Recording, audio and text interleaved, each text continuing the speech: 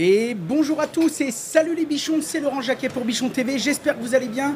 Comme d'habitude, nous sommes en direct du salon Artibat pour cette magnifique et dernière journée du vendredi 20 octobre 2023 au Parc des Expositions de Rennes. Si vous avez envie de nous rejoindre, nous sommes au hall 2 jusqu'à ce soir et je peux vous dire que même si on adore ce magnifique salon, on sera bien content d'aller retrouver nos oreillers parce que c'était intense.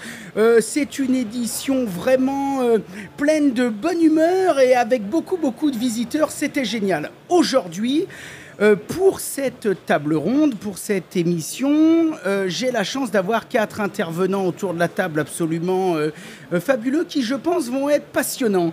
On va parler de la rénovation énergétique et de la performance des logements. Pour parler de ça avec moi autour de la table, Amaury. Comment vas-tu, Amaury ? Très bien, Laurent. Ça va, t'as fait bonne route ? Très bonne route et on va bien dormir ce soir, je pense. Ouais. Ça s'est bien passé le salon, vous Super. avez eu du monde ? Beaucoup de monde. Bon, super. Alors, dans l'angle complètement opposé, si vous avez l'image, parce que peut-être vous n'aurez pas l'image, et vous aurez peut-être que le son, si vous nous écoutez en podcast sur l'une de nos plus grandes plateformes, on a l'exact opposé d'un point de vue des cheveux. On est chez Sonépar avec Sébastien. Comment vas-tu, Sébastien ? Bonjour Laurent, merci, ça va très bien, merci. Ça va ? Ça va. Bon, et toi, tu es là depuis combien de temps ? Alors, je suis là depuis mercredi, depuis l'ouverture du salon, et comme disait Amaury, je pense qu'on est dans le même état, je pense que la nuit va être bonne. La nuit va être bonne. Oui. On se disait hors antenne, tu avais un peu une voix de crooner. Alors, c'est la voix de 3 journées d'Artibat, en fait. D'accord. Voilà. Bon, si tu veux, on laissera... Je pense que je devrais retrouver ma voix lundi. D'accord. Voilà. Ok. Ok. Donc, faut pas se fier aux apparences. C'est ce que tu es en train de nous dire. Heureusement que la France n'est pas en demi-finale, sinon le week-end serait compliqué. Ok. C'est certain. On va repartir en diagonale et là, on a la chance d'avoir une superstar de génie, un plombier, mais pas que, créateur de contenu, génie climatique et surtout expert dans son domaine. Et moi, qui suis plombier chauffagiste, je suis fier de l'avoir à ma table. Gonzague, comment vas-tu ? Je vais bien et merci pour l'invitation en tout cas. Bon, ça va, Gonzague, comment se passe le salon ? Ça se passe très bien, je suis là depuis les 3 jours, j'ai visité plein de stands, j'ai eu plein de monde, plein de belles choses, donc franchement super intéressant. T'as signé des autographes un peu, on m'a dit, hein ? Un petit peu, des petites photos, des belles photos, des publications, enfin voilà. Bon, si vous voulez voir du bon boulot, Instagram, Enfile ton bleu, et pas que d'ailleurs, t'es partout, hein. On en reparlera après, on y reviendra. C'est pour ça que c'était important qu'on t'ait aussi sur cette table ronde pour parler de ce sujet, parce que toi, t'es dans le cœur du métier, t'es le poseur. Et en face, on a gardé les oranges et blancs que tout le monde connaît dans le monde entier, les experts du chauffage et du génie climatique. Marc Ruche, directeur marketing chez Viessmann. Ça va, Marc ? Très bien, Laurent, merci. Bon, dis donc, t'es fatigué toi aussi. Vous avez dû boire des canons hier à la soirée, hein ? Je ne sais pas comment tu as deviné, mais on avait une soirée client hier soir, effectivement. Oh la vache ! On fait toujours un gros événement en même temps qu'Artibat. Et donc on était une centaine de clients dans un bel endroit hier soir, donc c'était sympa, c'est vrai. D'accord. Bon, ça s'est fini à quelle heure ? Joker, oula, d'accord. Bon, il s'est réveillé pour l'émission, Marc. On va d'ailleurs, je pense, commencer à faire un tour de table pour tous ceux qui ne nous connaissent pas, les bichons qui nous écoutent. Sébastien Robin, est-ce que tu peux te présenter ton rôle chez Sonépar ? Alors, Sébastien Robin, donc moi je suis en charge du génie climatique pour la région ouest, pour Sonépar. Sonépar qui est le leader mondial de la distribution de matériel électrique. Et donc moi je travaille sur la section génie climatique et photovoltaïque. D'accord. Ok, bon, comme ça, le cadre est posé. T'as tout balancé d'un coup. Les autres n'ont plus aucune chance. Hein.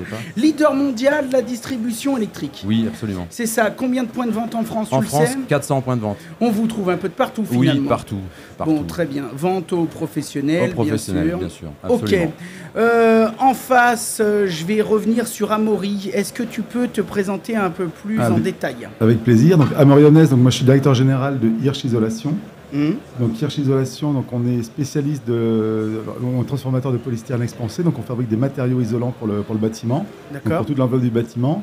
Donc c'est une jeune société puisqu'on a été créé en 2020 suite à la cession d'une division isolation de Placo Saint-Gobain. Et donc on a rejoint un groupe autrichien Hirsch, et donc en France on est présent avec 5 usines Donc on est plus près des clients possible avec 5 usines et donc on fait l'isolation du bâtiment, du plancher à la toiture terrasse en passant par les murs intérieurs, extérieurs, le sol. Et donc on est vraiment sur l'isolation avec notre matériau. Ok, donc fabrication française. 100% française. Ah non, mais faut le dire. Hein. Il faut être fier, Tiens, j'ai pas mis mes bretelles. Bon, mais je les mettrai tout à l'heure. Et on a une usine, pour le coup, on a une usine à 40 km de Rennes, à Guy-Primessac. Très bien. Donc tout le Grand Ouest, et voilà, tous les produits Hirsch que vous voyez dans le Grand Ouest, ils viennent, voilà, ils sont Gwenadu, ils sont pur beurre. Voilà. Ok, et là, le climat du Grand Ouest, ça pose pas de problème pour l'isolation? Au contraire, l'isolation se pose partout en Europe. Et le polystyrène, c'est le premier isolant en Europe. Donc quand on va de la Pologne à l'Italie en passant par la Slovaquie ou la Bretagne ou le Royaume-Uni, voilà, on est bon pour tous les climats, hiver comme été, confort d'hiver, confort d'été, l'isolation thermique. Voilà, on a un matériau qui a la chance effectivement de s'adapter à tous les climats. Et une bonne isolation, voilà, enfin, on parlera après des artisans, etc. Mais une isolation performante, c'est clé pour tous les climats. Ok, bon bah super. On va tout de suite donner la parole à Gonzague. J'aimerais bien que tu te présentes un peu, Gonzague, pour tous les bichons qui nous écoutent et qui ne te connaîtraient encore pas. Alors moi, mon prénom déjà c'est Gonzague Lynn et alors aujourd'hui je suis avant tout, comme tu l'as dit tout à l'heure, je suis artisan. Donc mon but vraiment je suis artisan et je fais de la création de contenu sur les chantiers que je réalise.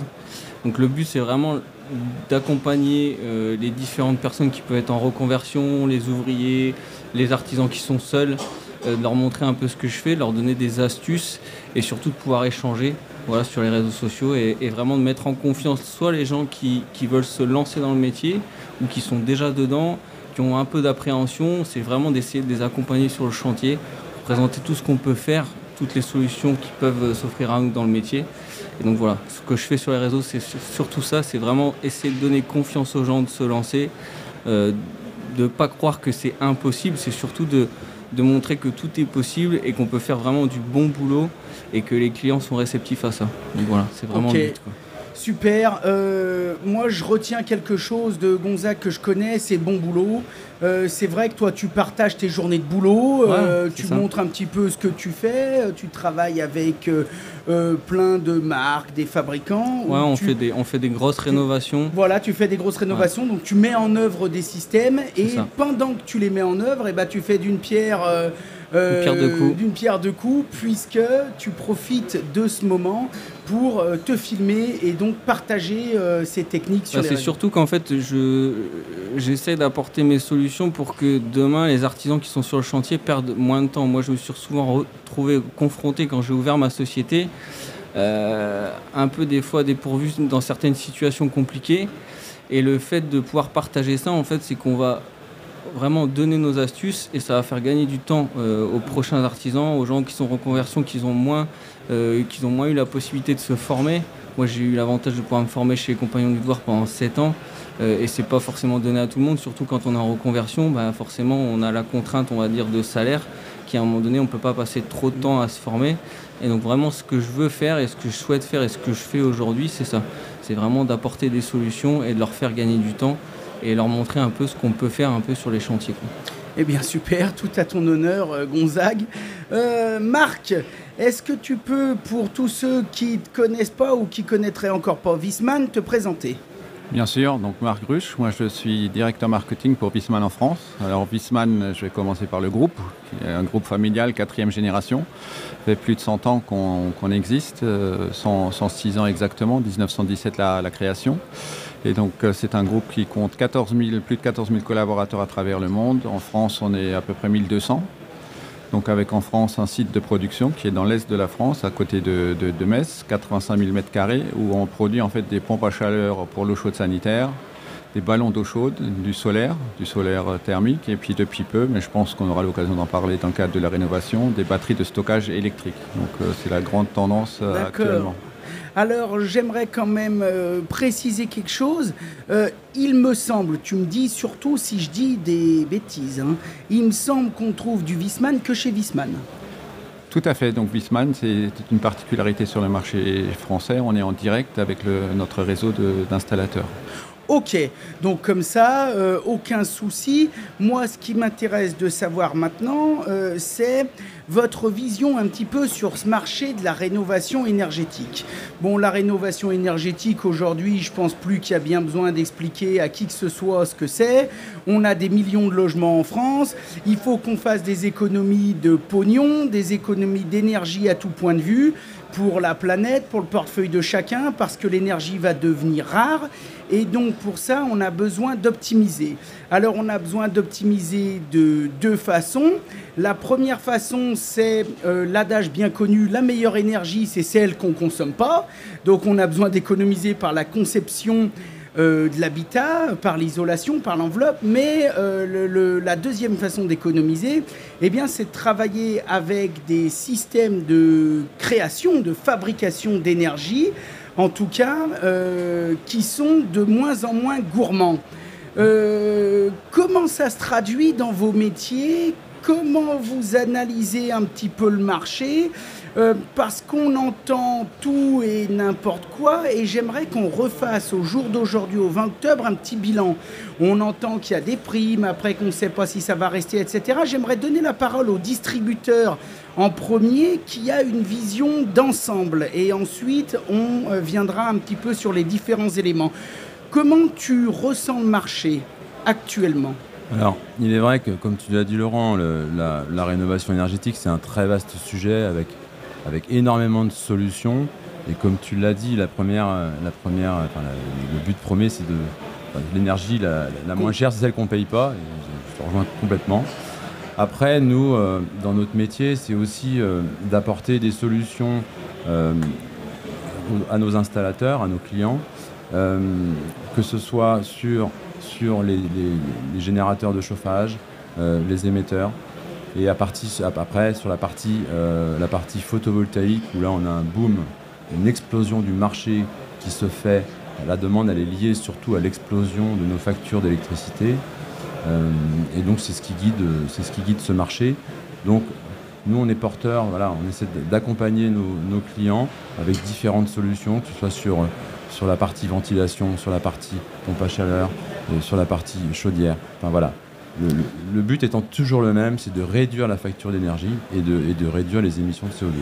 Donc je vais continuer avec toi pour l'instant, pour que tous les bichons qui nous écoutent comprennent bien. Plusieurs questions me viennent. Je me fais toujours un peu, tu me connais Gonzague, un peu l'avocat du diable. J'aime bien vraiment être un peu comme la Suisse, un peu neutre, mais poser les bonnes questions.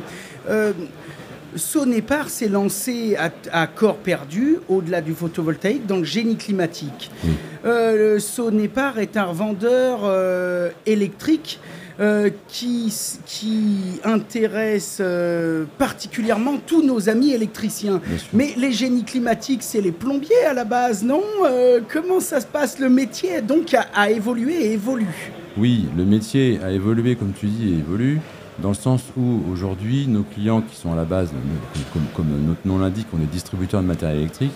Cependant, aujourd'hui, nos électriciens, de plus en plus, sont amenés à travailler sur des systèmes de thermodynamie. Voilà, pompe à chaleur, climatiseur, ou pack RR, comme on veut. Voilà, et de par ce fait, nous, on a déployé un réseau d'experts qui sont sur le terrain, à proximité de nos clients, pour les accompagner dans toute cette manne de ces nouveaux marchés. Ces nouveaux marchés, tout simplement. Et il est vrai que certains de nos clients sont un peu perdus, comme tu l'as dit. Donc nous, on est là pour leur apporter les solutions. Et les solutions passent à travers différents produits, différentes marques, différents sujets. Voilà. Donc le métier d'électricité, aujourd'hui, quand on parle d'hydraulique à nos électriciens, la plupart de ces solutions sont forcément traitées par des sociétés d'électricité qui ont au sein de leurs équipes forcément des plombiers, des chauffagistes. Voilà. Okay. Aujourd'hui, ces deux métiers sont de plus en plus sont complémentaires. De toute façon, c'est inévitable. Complémentaires. Moi, tant que je vois pas de pompe à chaleur raccordée avec des flexibles, ça me va. On est bien d'accord. Sinon, tout de suite, je prends une sorte d'urticaire. Et c'est pour ça qu'on est aussi dans l'accompagnement de nos clients pour pour être avec des vraies solutions. Donc toi, en tant que distributeur, tu as quand même vu une tendance du marché qui fait que comment ça se passe, ça monte, ça descend, ça se stabilise, toutes ces aventures, comment ça marche? Alors, le marché de la rénovation, c'est un marché qui explose de par justement cette volonté de réduire nos factures d'énergie, que ce soit dans le résidentiel, dans le tertiaire ou dans l'industrie. Donc ce marché est en pleine mutation, quoi. Donc c'est à nous de trouver des solutions. On est aussi très à l'écoute de nos clients pour leur faciliter justement le travail au quotidien. Voilà, donc on est un peu sur tous les sujets. Alors, on parle génie climatique, mais aussi toute la partie domotique, etc., qui vient souvent aussi compléter tout ça. Ok. Pendant qu'on est resté tout de suite dans les producteurs d'énergie, je vais donner la parole à Marc. Marc, donc activité... vous êtes des collègues, on va dire. Vous êtes vraiment dans le producteur d'énergie. Quand je dis producteur d'énergie, c'est-à-dire l'outil, vous concevez des outils qui transforment une énergie primaire en énergie qui est du chauffage, de l'eau chaude sanitaire, etc. Ou de l'électricité maintenant avec le photovoltaïque. Quelles sont vos nouveautés? Comment se passe le marché? Parce que j'ai su de sources sûres, je me suis trompé, que il y a eu une période où c'est vrai que c'était tellement la folie que les constructeurs n'abondaient plus. On rencontre des génies climatiques dans les couloirs, on leur dit ça va, ils nous disent oh là là ça va, mais on n'arrive même plus à avoir le matériel tellement qu'on a de la demande. Vous allez devenir milliardaire. Comment ça se passe? On l'espère tous qu'on deviendra milliardaire. Pas dit non. C'est sûr, mais on espère surtout que nos partenaires qui nous accompagnent puissent aussi en profiter de cette vague qui est irréversible, qu'on constate bien. Même si peut-être ces derniers mois, on a un petit creux qui est partagé par l'ensemble de la profession. Mais c'est vrai que la rénovation globale, pour ne pas la citer, est à le vent en poupe. Et cette volonté de l'État de massifier ces rénovations va conduire effectivement à un grand nombre de travaux qui vont se faire. Donc notre volonté là-dedans, c'est que effectivement, et les bichons seront sûrement d'accord avec moi, c'est que ce soit des travaux de qualité qui soient réalisés sur les chantiers. Donc il ne faut pas que la massification se transforme par des contre-références sur le terrain. Donc pour revenir à la contribution de Viessmann sur ce marché, donc effectivement on est passé d'un fabricant de chaudières, de fuel, on va dire ça, ou de charbon même il y a 100 ans, à un fabricant de solutions énergétiques. Et de plus en plus, et je rejoins ce qu'a dit mon voisin tout à l'heure, les métiers sur le bâtiment sont en train de se confondre entre l'électricien et le thermicien. En fait, ce sont des gens qui vont gérer des flux d'énergie sur un chantier dans un bâtiment. Et donc, pour répondre à ta question sur quelles sont les nouveautés, donc Viessmann travaille et propose maintenant déjà à ses partenaires un système de gestion de l'énergie, le Viessmann Energy Management System, qui permet en fait de faire le lien entre la boucle thermique et la boucle électrique dans un bâtiment. Donc ça veut dire en pratique, pour être très concret pour les bichons, ça veut dire qu'il y a une pompe à chaleur d'un côté qui va produire la chaleur, l'eau chaude sanitaire s'il le faut. On va pouvoir rajouter des panneaux photovoltaïques pour produire de l'électricité. On va pouvoir rajouter, si effectivement la consommation d'électricité ne se fait pas au même moment que la production, quand il y a du soleil sur le toit, on va pouvoir rajouter une batterie de stockage.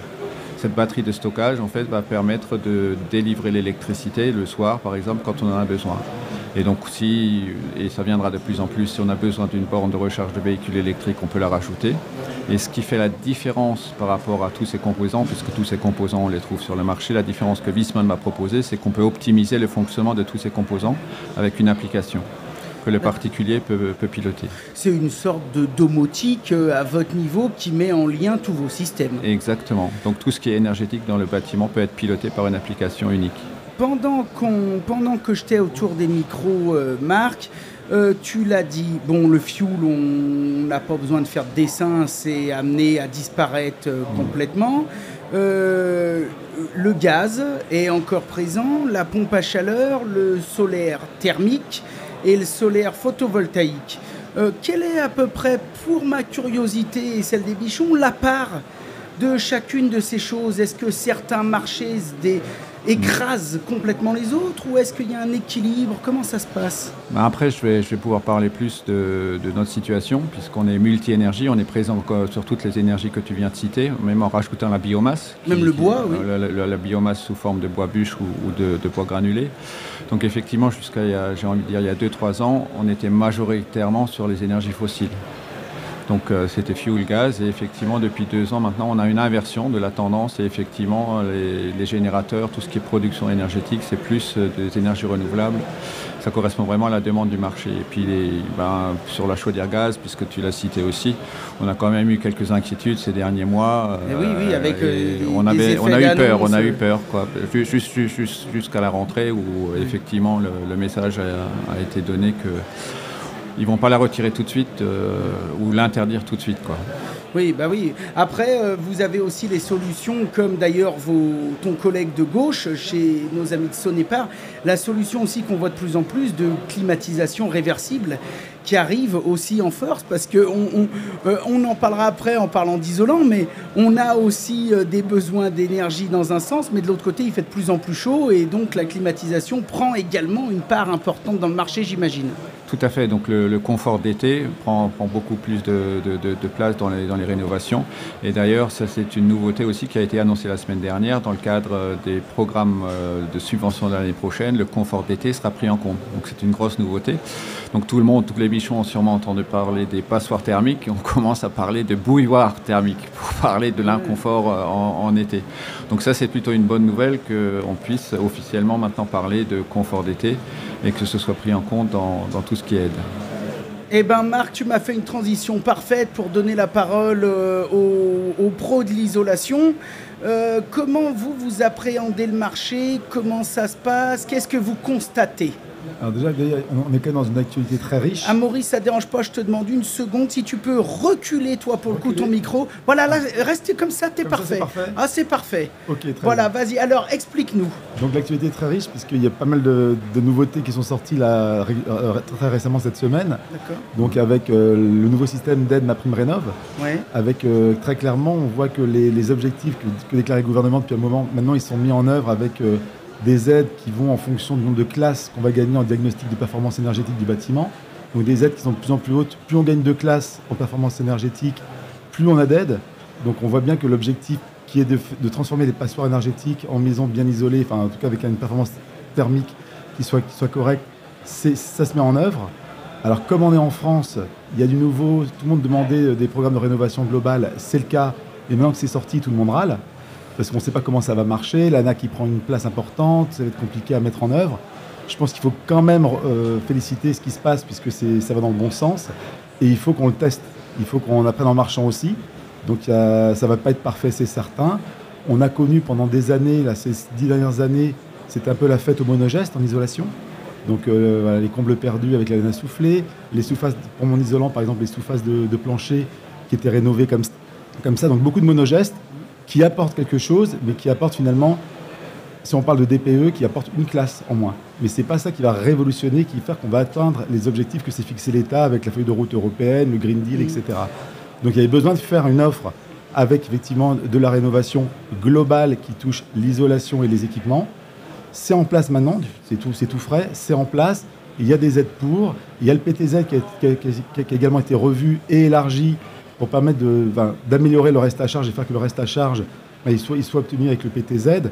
Donc oui, c'est sûrement pas facile pour les ménages les plus précaires, ça peut être un peu compliqué administrativement, ça vaut le coup de démarrer. Franchement, c'est en place, donc on a un bel outil et qui répond aux attentes de tout le monde. Je veux dire, nous les isolants, on disait, la fameuse image de « il ne faut pas conduire à la fenêtre ouverte avec la clim », on y arrive. Donc maintenant, il y a obligation d'isoler et il y a obligation de changer les équipements, donc ça va dans le bon sens. Je rappelle les 3 objectifs, c'est la sobriété, c'est l'efficacité et la décarbonation. Donc il faut bien faire marcher et l'isolant et les équipements ensemble, dans le bon ordre, si possible, pour ne pas acheter un équipement surdimensionné. Tant qu'on n'a pas fait l'isolation, effectivement, on risque d'avoir un équipement surdimensionné. Donc il faut bien faire l'isolation et après, effectivement, on va faire de l'efficacité avec là, c'est votre métier, messieurs, avec des équipements qui sont adaptés.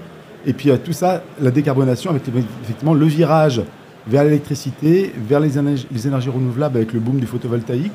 Donc voilà, donc c'est tout ça qu'il faut continuer à avoir en tête, c'est vraiment les 3 objectifs, et on ne peut pas sacrifier l'un pour l'autre, sinon on n'atteindra pas les objectifs que l'on a, et les 2 degrés, etc., on n'y sera pas. Donc pour avoir moins de carbone, il faut passer par ces étapes-là. Effectivement, moins d'énergie. Donc nous, notre contribution, c'est moins d'énergie, c'est la sobriété. Donc là, l'isolation avec la partie effectivement globale, où il faut faire toute l'enveloppe du bâtiment. Donc si on parle aux isolants, ça va être en rénovation, ça va être beaucoup l'isolation par l'extérieur et puis les combles, globalement, et puis les toitures, parce que c'est ce qui est le plus facile à atteindre. Donc c'est des chantiers plus longs que ce qu'on a connu avec les monogestes. Donc les monogestes qui ont été pas mal décriés avec les scandales, il y a eu beaucoup d'émissions de télé, l'isolation à 1 euro, etc. Malgré tout, ça a quand même fonctionné. Il y a évidemment des brebis galeuses qui ont été identifiées, qui ont été traitées depuis. Donc là maintenant, effectivement, il y a un sujet qui va être d'accompagner, d'avoir des artisans. Un chantier d'isolation par l'extérieur, ça prend des semaines. Donc il faut avoir des artisans bien formés, on sait l'importance de la finition, etc. Donc de bien respecter les étapes. Donc ça se fait avec des gens formés. Et en revanche, ça fonctionne. Donc on a le recul maintenant. Moi, personnellement, Amaury, la première chose que je rajoute à ce discours, qui était d'ailleurs passionnant et sincère, c'est le point que tu as abordé, qui pour moi, en tout cas, dans votre secteur, est le plus à prendre en compte, mais tu l'as parfaitement abordé, c'était surtout bien choisir son installateur, bien se renseigner. Alors, vous avez peut-être d'ailleurs des banques de données ou de clients ou quoi que ce soit, des gens à conseiller, ou vous travaillez peut-être avec des organismes, mais c'est vrai que l'isolation par l'extérieur ou toutes les histoires d'isolation à 1 euro, nous, on en a beaucoup parlé chez les Bichons parce qu'on avait des retours de terrain. On avait des retours de terrain de gens qui voulaient bien sûr améliorer leur logement, mais au final qui avaient un peu peur, comme tu disais, de tout ce qui se faisait. Par exemple, nous, personnellement, on avait quand même un jour été voir une maison à Colombage qui avait été recouverte de polystyrène. Donc là, bon, bah, bien sûr, on a failli s'ouvrir les veines sur place. C'est à juste titre. À juste titre. Donc c'est pour ça que ça doit être fait. Mais ce que j'ai aimé dans ton discours, c'est faisons-le, mais pas n'importe comment. Il faut le faire bien, il faut le faire vite. Mais le faire bien, le faire vite, il faut quand même toujours prendre peut-être un pas de recul en disant, bon, ok, là il me le fait 1 euro, là il y a ci, là il y a ça, mais avec qui je signe et qu'est-ce que je signe, hein, je pense qu'il y a quand même aussi du travail de sensibilisation. Absolument, alors, il faut être prudent, et puis en plus, comme encore une fois on est en France, on a quelque chose qui arrive et tout de suite on va dire mais comment est-ce qu'on fait pour de l'haussmannien, comment on se fait pour de la façade historique, bien évidemment ça se traite différemment, enfin, c'est de la logique, mais quand on voit honnêtement, on se promène en France, moi qui sillonne la province, toutes les maisons construites entre les années 50 et les années 80, pas isolés, ces bons vieux rectangles mal isolés, il y a beaucoup de boulot pour tout le monde. Et ça, c'est des gens qui habitent là, c'est pas spécialement les plus riches. Et là, il y a vraiment un vrai gain à faire. C'est des personnes pour qui la facture d'énergie peut radicalement baisser si on fait bien le travail. Donc on a un enfin vraiment devant nous, les 700 000 logements, c'est pas du pipeau. On a vraiment besoin d'aller vers l'isolation globale. Et oui, effectivement, l'accompagnement, c'est important. Et les cas particuliers, la maison à Colombage, c'est une absurdité sans nom. Voilà, donc il y a de l'isolation qui est possible par l'intérieur, on va travailler aussi les fenêtres, etc. Enfin, c'est vraiment un ensemble. L'isolation, ça n'est pas que l'isolant. Il faut penser à tout l'ensemble. Et il y a des cas, effectivement, on ira un peu moins loin. Après, la maison qui a 1,50 m de mur, 1,50 m de mur de largeur, généralement, elles n'étaient pas si mal conçues. Et c'est pas pour rien qu'on faisait comme ça à l'époque. Donc on va traiter, encore une fois, il faut s'adapter à chaque bâtiment. Ça ne peut pas être la règle, c'est pas one size fits all, hein, comme diraient les Anglais. Donc il faut faire la bonne étude. Et c'est vrai que, mine de rien, la nouvelle règle telle qu'elle apparaît, il y a besoin de faire l'étude avant. Donc ça va permettre quand même d'éviter quelques-uns des scandales qu'on avait entendus. Ça va dans le bon sens. Ça va dans le bon sens, on peut dire, il faut toujours... Nous, chez les Bichons, on est toujours un peu les gueulards, tu vois. Mais par contre, on sait dire quand ça va pas, mais on sait dire aussi quand ça va dans le bon sens. Et là, force est constater que quand même, ils écartent un peu les œillères et ça va un peu dans le bon sens. Et un point important aussi, c'est que derrière, c'est quand même des factures. Donc il faut aussi penser, quand on fait sa rénovation, parce qu'on entend beaucoup de choses, on voit des beaux projets, des choses comme ça. Pour l'occupant, il faut quand même penser à la facture à la fin. Enfin, même si les aides, c'est un pourcentage. C'est le portefeuille qui commande. Un pourcentage des devis. Il faut et c'est pour ça que le polystyrène, on est convaincu que le polystyrène, c'est une bonne solution, parce qu'il faut penser aussi au compromis entre la performance, qui est hyper importante. On parlait de confort d'été, etc. On le sait aujourd'hui, c'est la performance thermique du matériau avant tout, avant de parler d'autres sujets qui est importante pour ça. La performance, l'impact environnemental. Mon produit, il est recyclable, pas recyclable. Son bilan carbone, c'est quoi? C'est FDES. Et puis à la fin, effectivement, la facture. Il me coûte combien ce matériau pour 1 mètre carré isolé? j'en ai pour combien, alors que pour une performance équivalente, j'en ai pour combien avec un tel et un tel. Donc on va arriver forcément avec des projets qui sont faits aussi à plusieurs niveaux. Selon le budget de la personne, Oui. on fait des offres qui sont un petit peu adaptées. Je vais viser les objectifs de base pour avoir les aides, ou alors je veux faire du plus. Et dans ce cas-là, c'est peut-être des changements de matériaux, peut-être des changements de produits. Mais voilà, il faut savoir répondre à tous les marchés, à tous les besoins. Et encore une fois, il n'y aura pas qu'une seule offre pour toute la France entière. Oui, on est bien d'accord.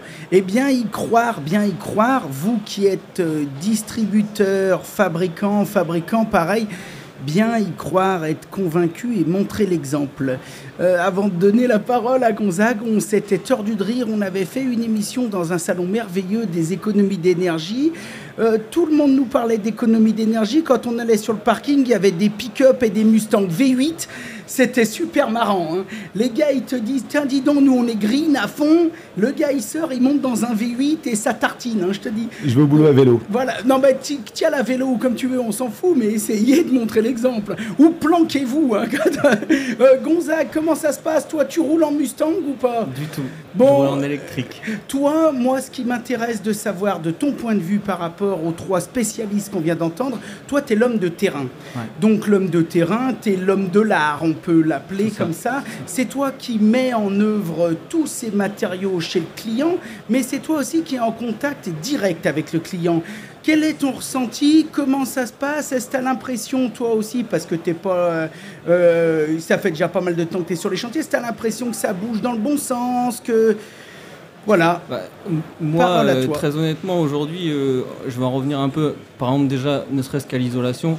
Aujourd'hui, on voit, nous on le fait pas, mais moi je vois aujourd'hui des pompes à chaleur haute température dans des maisons qui sont pas du tout Ils isolées. sont des passoires encore. Voilà. tiens, mais- Aujourd'hui, il y a des entreprises qui, quand on est artisan, on doit être force de proposition et on ne doit pas toujours aller dans le sens de dire il faut qu'on vende une machine, qu'on la pose tout de suite, qu'on l'installe tout de suite, et on ne va pas expliquer aux clients qu'il y a plutôt une importance d'avoir une isolation thermique, changer les fenêtres de la maison pour justement après pouvoir faire le calcul de déperdition exact de la maison et pouvoir installer une pompe à chaleur qui sera déjà moins puissante, qui ne sera pas forcément haute température.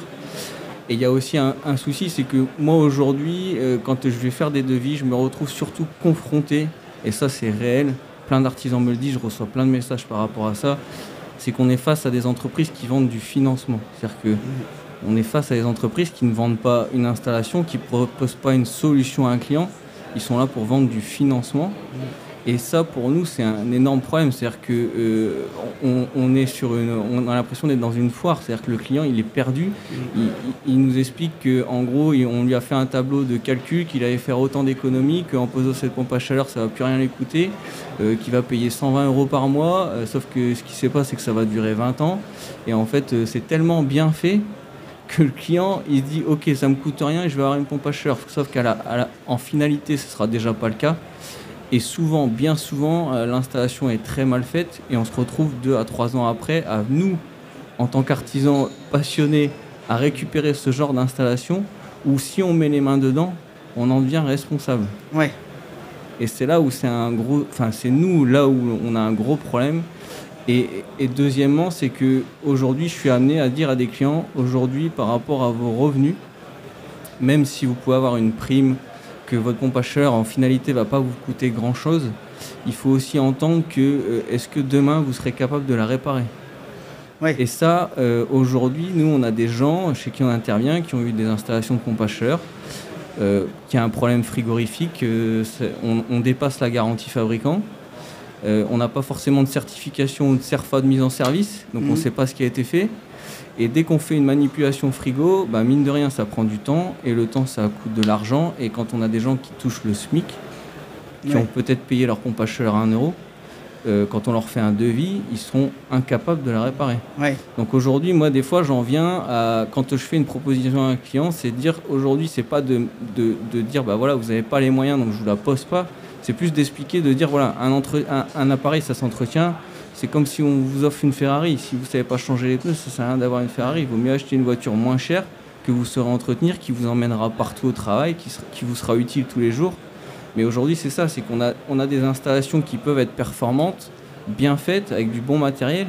Mais si derrière on n'a pas les moyens de la réparer, il vaut mieux passer sur un modèle. Moi, ce que je vends assez régulièrement, quand les gens, justement, je leur explique tout ça et qu'ils entendent ça, c'est plutôt de mettre le prix dans une bonne chaudière à condensation que vous arriverez à entretenir, qui vous coûtera moins cher si jamais ça tombe en panne.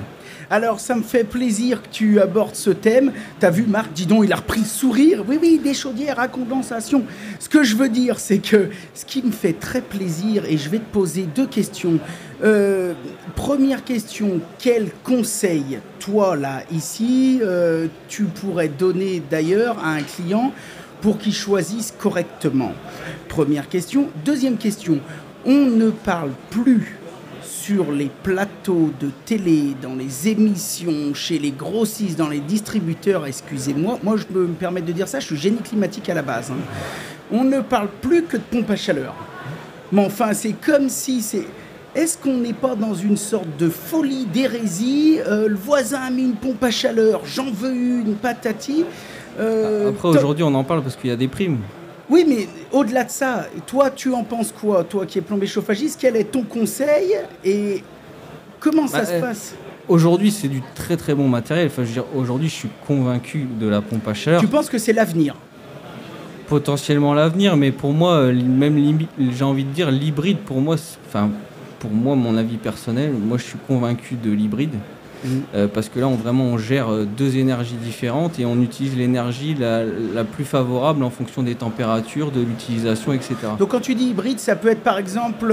une pompe à chaleur couplée avec une chaudière gaz, par exemple, du solaire, ou avec du fuel, ou tout simplement, on parle d'écologie, mais des fois, aujourd'hui, on est amené à mettre des pompes à chaleur et à virer une chaudière à condensation qui a 7 ans. Ouais, putain, c'est de la folie. Donc aujourd'hui, plutôt que d'aller installer une cascade de chaudière, une cascade de pompe à chaleur, c'est-à-dire installer 2 systèmes de pompe à chaleur parce qu'on doit couvrir une énorme déperdition, je vais plutôt dire au client, écoutez, aujourd'hui vous avez une chaudière qui a 7 ans, qui a été entretenue, qui fonctionne. On va vous installer, si vous souhaitez une pompe à chaleur, vous avez les moyens de la réparer, on va installer une pompe à chaleur. Et si vraiment à un moment donné on a une trop grosse déperdition en période froide, votre chaudière va filer un coup de main à la pompe à chaleur pour atteindre les températures souhaitées. Et déjà en termes d'investissement brut, on est beaucoup moins cher et on garde un générateur qui fonctionne. Parce que je veux dire, pour moi, il y a un peu d'aberrance sur ces choses-là. C'est qu'on est sur un marché pompe à chaleur, ok, on entend partout parler, il y a des primes, mais à un moment donné, il faut aussi parler écologie, parce que écologie des pompes à chaleur... Bon sens paysan, pompe à chaleur, est-ce qu'on n'est pas en train de revivre un peu la folie du photovoltaïque sous Sarkozy? Tu vois ce que je veux dire? Les mecs, ils étaient dans les salons, dans les foires à la saucisse, ils vendaient du solaire, ils demandaient même pas à la personne si le toit était au sud, au nord, si le mec il avait pas une haie de peuplier autour de la baraque. Je suis assez d'accord avec toi parce qu'aujourd'hui on a eu des devis pas plus tard qu'il n'y a pas longtemps, quelqu'un qui nous dit, dis donc, j'ai reçu un devis, même avec toutes les aides ça me coûte encore 12 000 €. Donc nous on se dit, mais là c'est le prix, je veux dire, virez-moi tout ça, mettez une chaudière gaz et puis fourni posé, vous allez en avoir pour 7 000. Et puis terminé. Ah, on est d'accord. Et puis les 5 000 d'écart, vous allez mettre 10 ans à les amortir. Il faut les mettre dans l'isolant. Chez les copains. Vous avez encore, vous, des demandes de gaz ou des gens qui arrivent bien à réfléchir là-dessus, Marc? Oui, surtout que, comme je l'ai indiqué, la chaudière, ces dernières semaines, suite à la décision du gouvernement de ne pas bannir la chaudière gaz, la chaudière reprend des couleurs, j'ai envie de dire. Et de toute façon, sur le marché, il y a de la place pour toutes les énergies, très, très clairement. Et ce qu'on ne cite peut-être pas assez, c'est que toutes ces chaudières sont compatibles déjà avec le gaz vert. Donc tout ce qui arrive, les biogaz, etc., l'hydrogène un jour. Donc ça aussi, ça change la donne. Et dans tous les cas, la pompe à chaleur peut remplacer des chaudières dans beaucoup de cas, mais ça ne marche pas dans 100% des cas. Donc après, on se focalise même un peu beaucoup sur les solutions individuelles. Mais dans le collectif, pour l'instant, la chaudière murale a encore un bel avenir. Parce qu'il y a des endroits où on ne pourra jamais mettre des pompes à chaleur dans l'état de l'art actuel. Sinon, donc, les façades vont pas être super jolies. Voilà, donc on va se retrouver comme c'est dans certains pays asiatiques et c'est vraiment pas joli. Donc je pense que la chaudière, on en est très content puisqu'on a toujours encore nos lignes de production, bien sûr, et elle tourne bien de chaudière gaz. Elle a encore un bel avenir devant elle. Très bien. Alors, Marc, on va t'excuser. Toi, tu as besoin d'y aller. Oui, c'est ça. Je suis obligé de vous laisser, donc je vous souhaite une bonne fin de session et puis un grand salut à tous les bichons et on espère les retrouver bientôt. Merci Laurent en tout cas pour l'invitation et pour cette belle organisation. Merci à toi et comme d'habitude, bien sûr, on mettra tous les liens de Wiesmann. Vous êtes de partout, c'est facile à trouver. On est sur les réseaux wiesmann.fr. Voilà, vous allez sur le moteur de recherche, tapez Wiesmann, vous êtes sûr de tomber sur l'équipe de Marc. Super. Merci Marc, on te laisse rejoindre ton prochain rendez-vous et puis vu que tu as quitté au milieu, on est d'accord, la prochaine fois tu payes l'apéro. Pas de souci, je penserai. On va redonner la parole rapidement à... tiens, je vais redonner la parole 2 secondes à Amaury, comme ça va laisser le temps à Marc de nous quitter. Amaury, toi, de toute façon, tu constates une évolution du marché. Moi, ce qui m'intéresse, c'est que vous construisez en France, enfin, vous fabriquez en France. Absolument. Ouais. Vous desservez un peu l'international aussi, ou comment ça se passe ? Pas du tout. Nos ventes sont vraiment en France. On a pu faire ponctuellement quelques ventes en Italie quand ils avaient l'an dernier un gros programme d'aide et il y avait une sous-capacité de production en Italie. Donc, ils ont fait appel à du polystyrène qui venait de Suisse, Autriche et France. Mais sinon, non, on est vraiment sur du marché local. Franco-français, vous formez un peu quand même des gens ? Comment ça se passe ? Vous avez pignon sur rue ? Vous avez des programmes de prévus ? Non, alors nous, on ne forme pas les artisans, puisqu'on est... en revanche, on ne forme pas les artisans. On n'a pas de centre de formation agréé. En revanche, nous, et d'ailleurs, généralement, dans nos usines, on a nos chefs de marché qui sont partout en région, qui invitent généralement des clients, des groupes de clients. On les réunit pendant une journée, on les forme à de nouveaux produits. On les forme aussi à la réglementation. Donc c'est vraiment les deux. On a vu ces dernières années, par exemple avec l'arrivée de la RE 2020 aussi, on a été amené à former beaucoup plus à la réglementation, au changement de DTU, etc. Donc on essaie d'accompagner nos clients avec des formations sur site, effectivement. Et puis voilà, donc ça se passe de cette façon-là. Avec toujours de la proximité, oui. L'isolation extérieure en polystyrène, par exemple, alors comme on l'a dit précédemment, ça ne s'accorde pas sur tous les bâtiments. Pour ça, il faut bien sûr se rapprocher de son façadier ou de son spécialiste. Mais par contre, dans le neuf, c'est fabuleux.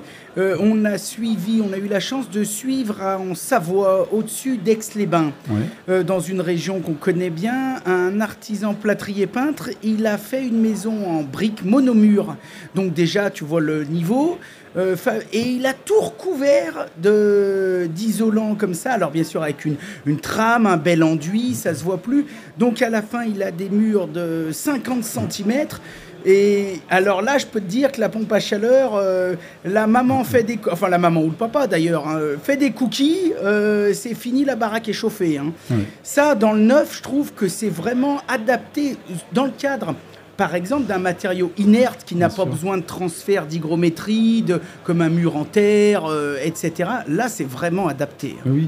Alors après, c'est assez nouveau en France. Et puis en plus, je crois que c'est un de nos clients, on lui fournit les produits de sol. Donc on isole aussi les sols avec lui. Peut-être. Et en fait, il faut savoir que l'isolation par l'extérieur, si on prend l'Allemagne ou l'Europe centrale, c'est le mode constructif de base. Ouais. De base, donc il n'y a pas eu des ouvrages laids en Allemagne, vous allez en Hongrie, en République tchèque, etc. Voilà. Donc c'est quelque chose qui est connu, qui est maîtrisé. Effectivement, en France, qui était pas à la mode, on a beaucoup isolé par l'intérieur en France. D'ailleurs, c'est une particularité française. Dès que vous sortez du territoire, l'isolation par l'intérieur n'existe quasiment pas. C'est assez intéressant à voir. Donc effectivement, ça se développe. Il y a donc c'est vraiment c'est intéressant parce qu'effectivement, avec l'enveloppe complète, c'est plus simple. En neuf, effectivement, aujourd'hui, on a un niveau de performance qui est tel qu'aujourd'hui, effectivement, on atteint les objectifs en termes de performance énergétique, c'est fantastique, quoi. La nouvelle réglementation, et puis ça ira de plus en plus avec l'évolution de la RE 2020, mais c'est vrai qu'aujourd'hui, les maisons neuves, c'est juste parfait. Et on va jusqu'à des épaisseurs de combien, là ? Alors, on peut aller, les épaisseurs, c'est vraiment la demande du client, mais on peut aller jusqu'à 300, on peut aller jusqu'à 300, mais alors, après, c'est presque too much. Le standard, aujourd'hui, on est sur du 140 mm en blanc, 120 mm en gris. Ça, c'est le standard, voilà. Quelle est la différence pour ceux qui nous écoutent entre le normal et le graphité, là ? Alors, le normal, c'est la performance thermique. Donc, le polystyrène historique, c'était le polystyrène blanc qu'on connaît tous. Et puis, au début des années 2000, donc, il y a eu une évolution qui a été faite avec de l'apport de graphite dans ce polystyrène, ce qui fait qu'on améliore les performances thermiques. Donc, on a une meilleure performance à même épaisseur ou une performance égale à moindre épaisseur. Donc, selon la demande du client, il peut prendre, s'il a une problématique d'épaisseur, il va prendre le gris. Et s'il veut une très bonne performance, il va prendre du gris ou alors en plus grande épaisseur pour avoir une meilleure performance qu'avec du blanc. Ok, voilà. Pas de problème. Mais c'est les mêmes procédés de fabrication, ça se recycle tout aussi bien. C'est Donc, tout important à le pareil. dire. Bon, on va redonner la parole à Sébastien. Sébastien, tout à l'heure, on a reparlé de chaudière, etc. Vous vendez aussi de la chaudière un peu chez Sonepar ou vous êtes vraiment plus focus sur la pompe à chaleur, l'inverter, la clim, etc. Alors, bien évidemment, on est sur la pompe à chaleur RO, pompe à chaleur RR, OO, et nous sommes également sur la chaudière Pellet. Ah, d'accord, Voilà. ok. Mais tout à l'heure, je rejoins ce que disait Gonzague sur les pompes à chaleur haute température. Il est vrai qu'il y a un élément qui est extrêmement important, en plus de l'isolation bien entendu, c'est l'émetteur. Ouais. C'est l'émetteur. Et bien souvent, on est la plupart du temps amené justement pour baisser ces régimes de température à augmenter la taille des émetteurs. C'est extrêmement important dans le cadre de la rénovation.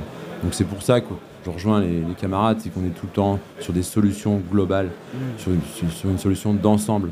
Mais tout démarre à partir de l'élément principal du bâti qui est l'isolation. Qui est l'isolant parce que c'est Voilà. ça qui va de toute La façon, solution, voilà. c'est ça qui va déterminer toutes les autres puissances derrière. L'isolation, bien sûr, on en parlait, les fenêtres, les menuiseries, l'orientation de la maison, etc.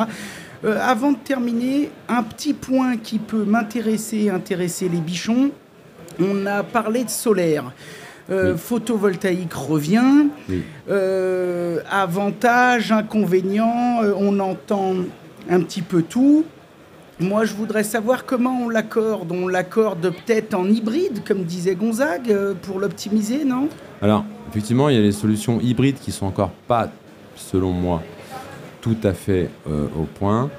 Cependant, aujourd'hui, le solaire, il est vraiment présent, puisqu'on est vraiment plus dans le cadre, ou très peu, dans le cadre de la revente totale de la production de kilowatts. On est plutôt sur de l'autoconsommation. Que nous soyons dans le cadre d'un résidentiel ou d'un tertiaire ou de l'industrie, le but, c'est ce que je disais tout à l'heure, c'est toujours le même, c'est de réduire sa facture d'électricité qui ne cesse de grimper. Et de fait, la solution photovoltaïque en autoconsommation permet de réduire considérablement les kilowatts annuels, quoi. Donc voilà. Donc aujourd'hui, c'est la raison pour laquelle il y a un boom sur ce marché. Ok, très bien. Gonzague, toi, sur les chantiers, pareil, tu poses un petit peu de solaire, un peu de choses comme ça ? Nous, on s'était renseigné. Alors, moi, je suis convaincu que le panneau photovoltaïque peut avoir un intérêt, par exemple, en tandem avec une pompe à chaleur. Maintenant, moi, je vais parler pour ma part. En soi, je suis convaincu du produit. La seule chose où nous, quand on s'est renseigné et que j'ai mesuré, entre guillemets, la complexité que ça pouvait générer pour un artisan qui a 2-3 bonhommes, hein, je ne parle pas pour une société qui est bien structurée, qui a le temps de Qui fait ça toute faire la les journée, dossiers, quoi. etc. Pour un artisan qui, comme moi, nous, on est 2-3, en fait, en termes de paperasse, de formation, de coût, de décennale. Moi, la décennale, si je fais du panneau photovoltaïque, me coûterait plus de 3 000 € par an. Pour un artisan, c'est-à-dire qu'aujourd'hui on demande toujours à l'artisan d'être au meilleur prix, sauf qu'on rajoute toujours des réglementations supplémentaires qui sont des fois justifiées, hein. Mais c'est plus en termes de paperasse, c'est-à-dire que quand on fait des pompes à chaleur, on doit faire des CERFA. Si on fait du panneau photovoltaïque, il va falloir faire des dossiers, avoir des certifications, etc. Aujourd'hui, l'artisan, il en a par-dessus la tête de paperasse. Nous, ce qu'on a besoin, c'est d'être efficace pour nos clients. On a besoin d'être présent pour nos clients, sauf que quand on est débordé de papier, en fait, on ne fait plus quasiment notre boulot. Ouais. Et moi, nous, ce qui est important, par exemple, quand les gens me disent comment je choisis un artisan, c'est déjà, je leur dis, choisir un artisan qui gère déjà le SAV, qui va gérer votre installation, qui va venir chez vous dépanner. C'est pas quelqu'un qui va poser un système et qui sera plus là le jour où ça tombera en panne. De toute façon, déjà, et puis j'irais même plus loin, non seulement qui gère le SAV, mais en plus local.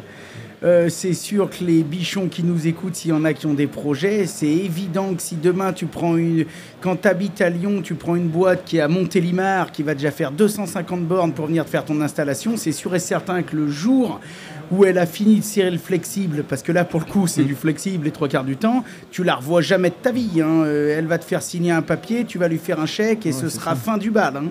Donc ça, il faut faire attention. C'est sûr qu'il n'y a pas que le premier prix direct, il y a tous les coûts associés, c'est vrai, auxquels on ne pense pas. Pendant que je te tiens, je ne sais pas, alors niveau réglementation dans le neuf, je crois qu'on ne peut plus. mais j'ai toujours été convaincu, moi, par les solutions simples. Est-ce qu'aujourd'hui, entre les pompes à chaleur, et que j'apprécie, mais les pompes à chaleur, le photovoltaïque, les domotiques, est-ce qu'on n'est pas en train de tout complexifier alors qu'on pourrait, par exemple, en renforçant particulièrement son isolation ou en améliorant drastiquement la conception du bâti, est-ce qu'on ne pourrait pas simplifier toute la chaîne derrière ? Aujourd'hui, le truc, c'est qu'on est dans la génération connectée. Et des fois, quand tu veux proposer une solution simple à un client, il te la complexifie de lui-même parce qu'il veut tout gérer avec son smartphone. Ouais. Donc en fait, après, il y a de l'interaction entre l'électricien, par exemple, un client qui veut par exemple une gestion complète de sa maison, que ce soit pour le chauffage, pour gérer chaque pièce, gérer les températures dans chaque pièce, c'est inévitable que tu vas directement arriver sur un système connecté. Ouais. Mais c'est vrai qu'après, plus c'est simple, de toute façon on le voit, les vieilles chaudières chez des clients, on a des chaudières qui ont 30 ans. Et mon client il me dit j'ai changé 2 fois l'électrode. Ouais. Enfin voilà, aujourd'hui on est face, nous les plus grosses les plus grosses complications qu'on a chez les clients, les pannes les plus récurrentes, c'est électronique. Ouais. C'est même pas lié à un système hydraulique. Alors on peut avoir aussi des problèmes hydrauliques quand il y a des choses qui ont mal été faites ou que le réseau n'a pas été entretenu correctement ou déjà pas traité. Parce que traiter une installation, c'est ce qui est le plus important pour la pérennité de l'installation. Mais c'est sûr qu'aujourd'hui, les problèmes électroniques, plus il y en aura, plus on sera embêté. Ça, c'est inévitable. Ouais. C'est vrai que c'est... Enfin, en tout cas, moi qui suis génie climatique à la base, l'évolution du marché me laisse un peu perplexe, je dois dire. J'ai eu la chance de travailler quasiment dans le monde entier. J'ai installé des panneaux solaires dans plein de pays. C'est mon parcours, ma vie. Mais j'ai toujours, par exemple, depuis que je suis gamin, j'ai toujours aimé réfléchir par moi-même. C'est-à-dire pas trop écouter les sirènes et plutôt se dire « Attends, je vais prendre un tableau Excel, plus, moins, patati ». Et à chaque fois, je tombais sur des solutions extrêmement simples, comme par exemple le solaire thermique.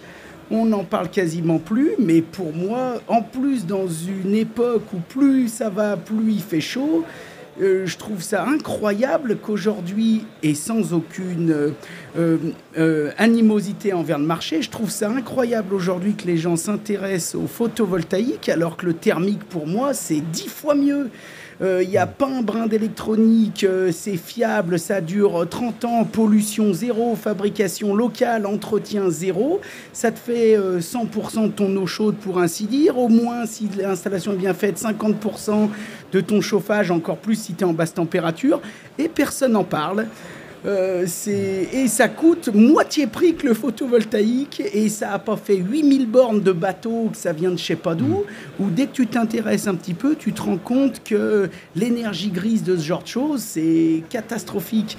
C'est incroyable. Après, on en revient toujours à la même chose, c'est que là, après, il te faut un calisol. Oui, mais il te faut un cali PV pour le photovoltaïque. Voilà.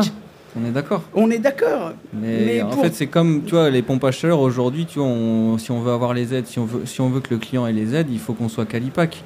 Oui. Donc aujourd'hui, si tu as ton Calipac, un artisan, il va se dire, attends, j'ai passé la formation, j'ai passé du temps pour que le client il puisse signer avec moi et que je puisse faire son installation. Il va pas... tu peux entendre que l'artisan se dise, s'il a le choix de lui vendre une chaudière ou une pompe à chaleur, il va lui vendre une pompe à chaleur parce que déjà le coût de l'installation sera beaucoup plus important. Et donc voilà, c'est un cercle vicieux. C'est que on en vient toujours à faire des formations, à faire tout ce qu'il faut pour faire les installations, sauf que quand tu as fait tout ce qu'il faut, tu vas pas vendre le minimum à un client. Parce que l'artisan, plutôt que... Moi, j'entends tout à fait ce que tu dis. Hein. Non, moi, je suis neutre. Hein. J'ai déjà expliqué. Je me fais la voix de tout ce qu'on peut entendre, nous, comme retour aussi sur nos réseaux. Mais je veux dire, par exemple... Peut-être aussi une piste à explorer, parce qu'on parlait photovoltaïque. Donc, l'intérêt en maison individuelle, en autoconsommation, il est évident pour l'occupant. Faut peut-être aussi regarder en France. On sait qu'on a besoin d'électricité qui va être croissant avec justement toutes les pompes à chaleur, la décarbonation. Le programme nucléaire, ça va commencer à sortir en 2030 pour les premiers. Mais il faut peut-être utiliser un peu plus toutes les toitures industrielles, les bâtiments agricoles. On a quand même en France un parc énorme qui n'est absolument pas recouvert. Là aussi, il suffit d'aller dans 2-3 pays autour de la France, on voit que c'est bien plus développé que chez nous. Et ça permet de faire ou de l'autoconsommation pour l'industriel. Nous, c'est le cas, par exemple, au siège en Autriche. On fait 50% de notre consommation du site, elle est faite avec des panneaux. Et l'Autriche, c'est quand même pas non plus... c'est pas le sud de l'Italie. Hein. Et on peut utiliser ça en France. Donc, s'il y a un programme qui permet de motiver tous les industriels à transformer tous ces bâtiments des années 60, où on a des toitures, donc on est en train d'étudier ça chez nous, ça permet d'avoir plus de production électrique pour la France. En termes de gêne visuelle, de toute façon c'est moche une usine, donc autant mettre des panneaux voltaïques, ce ne sera pas plus moche demain, et ça fait de la capacité, ça fait de la capacité installée, c'est moins difficile à gérer, puisque on est habitué à gérer les sous-traitants et l'industrie. Enfin, voilà, ça se passe entre industriels, mais je pense qu'il y a une vraie piste à explorer pour développer ça plutôt sur des bâtiments agricoles, bâtiments industriels, qui sont prêts à recevoir ça et qui permettraient d'avoir un petit plus en production d'électricité verte en France. Et je pense que ça peut être une bonne piste aussi à développer. L'avenir, c'est peut-être aussi un peu de mutualiser les énergies. Hein. C'est ça. C'est-à-dire peut-être même aussi de se dire, on fait un lotissement. Il y a une parcelle en plein milieu, on ne fait pas de maison, mais on fait comme on a vu beaucoup en Allemagne, passer un temps en Autriche, etc. Mettons, il y a 10 parcelles, et on vend 9 maisons, et la 10e, c'est une maison avec une installation collective dedans, qui distribue aux autres, et ça fonctionne aussi impeccable. Hein. Enfin, je sais pas si toi tu fais un peu de collectif. Quoi. Oui, si on fait alors nous on fait du petit tertiaire, on fait des petites aujourd'hui des cabinets de santé où il y a plusieurs professions qui se rassemblent. Ça reste entre guillemets un peu, j'ai envie de dire, du particulier. Je fais pas du petit tertiaire, de la petite clinique, des choses comme ça. Je crois qu'on a un peu fait le tour. Sébastien Robin, un truc à rajouter? En fait, je rejoins ce que disait Gonzague tout à l'heure par rapport aux différentes qualifications, etc. et aux différentes démarches administratives qui sont, on le sait, on a vraiment conscience, qui sont lourdes pour les entreprises de taille moyenne. Et c'est la raison pour laquelle on travaille sur des services d'accompagnement pour toutes ces aides administratives, qui permettent d'accompagner le client et d'aller au bout de sa démarche, parce qu'on sait que c'est très chronophage. Sonepar a un service qui aide les artisans à faire ce genre de paperasse. Bien sûr, ça c'est intéressant. Et on continue dans ces démarches, notamment pour le photovoltaïque, sur les grosses puissances, etc. Où là on saura accompagner le client pour le dégager de toute cette charge. Voilà, c'est le but principal, c'est de faciliter votre quotidien. Sébastien, pendant que je te tiens, pour tous ceux qui nous écoutent, on vous retrouve où? Oui, alors vous pouvez nous retrouver forcément sur le sonepar.fr et sur les différents réseaux sociaux, et bien évidemment la proximité de nos agences. Des centaines d'agences en France. 400. On est électricien ou génie climatique, on pousse la porte, on se fait payer un café, on ouvre un compte et c'est parti. Voilà, c'est la base. Café, l'accueil, important. Et la proximité. La proximité, le service. Et le service de par nos plateformes et tous les différents livraison quasi en 24 heures. Hein. Absolument. On a eu la chance d'utiliser vos services et on sait que vous êtes très très bon là-dessus. Non, merci. Mais je tiens à le dire. Merci Laurent, c'est gentil. C'est important. C'est vrai. Amaury, mot de la fin. Mot de la fin, ce qui compte, c'est important. Là, si on déconne pas, on en a pour 15-20 ans avec des nouveaux métiers, de nouvelles compétences qu'il va falloir former, accompagner. Donc ce qui serait bien, c'est que d'un point de vue politique, on ait des choses qui durent. Voilà, on sait que les premiers pas, ça va pas être parfait, on va pas se casser la figure, on va se relever. Le système doit se roder, doit se mettre en marche. Donc ce qui serait bien, c'est qu'il y ait de la continuité et qu'on a une trajectoire qui est celle de la planète. Donc ce serait bien que le programme qu'on mette en œuvre, il soit cohérent, consistant, et qu'aux prochaines élections, ça ne soit pas mis en cause et qu'aux suivantes non plus. Et parce que ça va quand même changer pas mal encore une fois, de tous les gens qui sont présents ici, ça change nos matériaux, ça change nos équipements, ça change nos clients, ça change les artisans.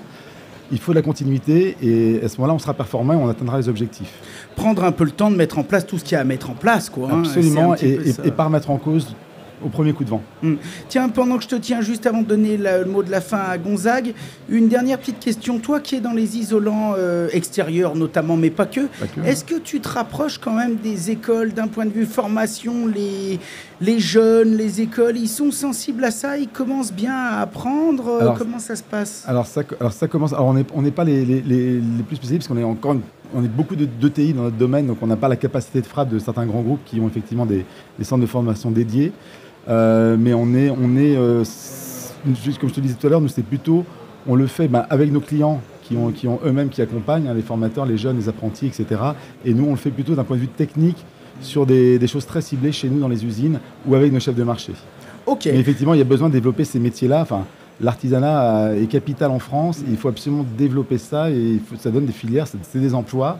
C'est des emplois stables, pérennes. Donc on a vraiment besoin de promouvoir. Mais encore une fois, c'est le gouvernement, le ministère de l'Éducation nationale. Il faut tout mettre en œuvre pour mettre en valeur tous ces métiers qui seront là dans 20 ans. Donc on a vraiment besoin d'eux. Voilà, on a besoin de beaucoup de jeunes. Le truc qui est bien, c'est qu'il y aura du boulot. Ouais. On vous retrouve où, Amaury ? Alors nous, on nous retrouve sur le site internet hirchisolation.fr où vous pouvez retrouver, pour nos clients, vous pouvez retrouver les contacts de vos chefs de marché en région. On a également une page LinkedIn et une chaîne YouTube, donc tout s'appelle Hirsch Isolation à chaque fois, donc on est facile à trouver. Hirsch Isolation avec un H, hein. Avec un H, c'est ouais. ça, H-I-R-S-C-H. Dis donc, il y avait un monsieur Hirsch à l'époque. Ouais, il y avait un monsieur Hirsch à l'époque en Autriche. Ok, très bien. Gonzague, mot de la fin. Le mot de la fin, c'est que j'ai envie de dire que les futurs clients qui se posent des questions sur quel système choisir, qu'est-ce qu'ils doivent installer chez eux, c'est surtout qu'ils s'entourent de bons artisans. De vrais artisans qui vont les accompagner, et c'est surtout qu'ils vont leur offrir une solution qui sera pérenne dans le temps. Et il faut arrêter de croire qu'une pompe à chaleur, c'est un retour sur investissement. Ouais. C'est un moyen de chauffage. On n'est pas banquier, on vend une solution qui est pérenne, qui fera certes des économies pour les clients, mais c'est surtout de trouver des solutions qui dans le temps seront pérennes pour l'écologie. Et arrêter d'installer des choses qui ne seront pas utiles, c'est surtout de vendre le bon produit au bon endroit et surtout bien l'expliquer et pas hésiter de dire à son client qu'à un moment donné, il vaudrait mieux qu'il isole sa maison plutôt que d'installer une pompe à chaleur 2 fois trop puissante. Eh ben, le message est passé, Gonzague. Pour tous ceux qui veulent en savoir plus, qui veulent te contacter ou simplement voir du bon boulot, on te retrouve où ? Alors, on me retrouve sur Instagram, TikTok, LinkedIn, YouTube, un petit peu sur tous les réseaux sociaux. Partout, voilà. toi. On tape Enfile ton bleu et on voilà, sous le pseudo Enfile ton bleu. Ça.